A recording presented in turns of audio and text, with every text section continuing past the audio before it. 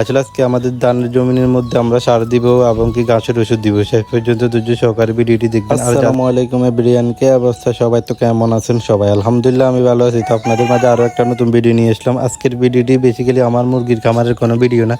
আজকের ভিডিওটি হচ্ছে আমাদের ধানের যেগুলো ছিল ওইগুলো নিয়ে একটা ভিডিও নিয়ে আসলাম। আসলে আজকে আমাদের ধানের জমিনের মধ্যে আমরা সার দিব এবং কি ঘাসের ওষুধ দিব। শেষ পর্যন্ত ধৈর্য সহকারে ভিডিওটি দেখবেন। আর যাদের কাছে এই ভিডিওটি ভালো লাগবেন তারা ইগনোর করতে পারেন। তো দেখতেছেন যে আমার দাদাবা জমিনের মধ্যে সাথে আমাদের জমিন 3 থেকে 4টা আছে। আসলে আমাদের নিজের জমি নেই, এগুলো ভাগে করা জমিন। তো যারা মনে করেন এটা 5-10 মিনিটের কাজ, আসলে না, এটা 2 থেকে আড়াই ঘন্টা সময় লাগছে আমাদের কাজটি কমপ্লিট করতে। তো এখানে দেখতেছেন যে আমি জমির মধ্যে সুন্দরভাবে সার দিতেছি। তো যাদের কাছে ভিডিওটি ভালো লাগবে অবশ্যই লাইক কমেন্ট করবেন আর শেয়ার করে সবার মাঝে ছড়িয়ে দিবেন। তো আজকে দেখতেছেন যে আবহাওয়াটা আসলে অসাধারণ ভিউ। তো আজকের ভিডিও পর্যন্ত দেখা হচ্ছে কোনো নতুন ভিডিওতে। আল্লাহ হাফেজ।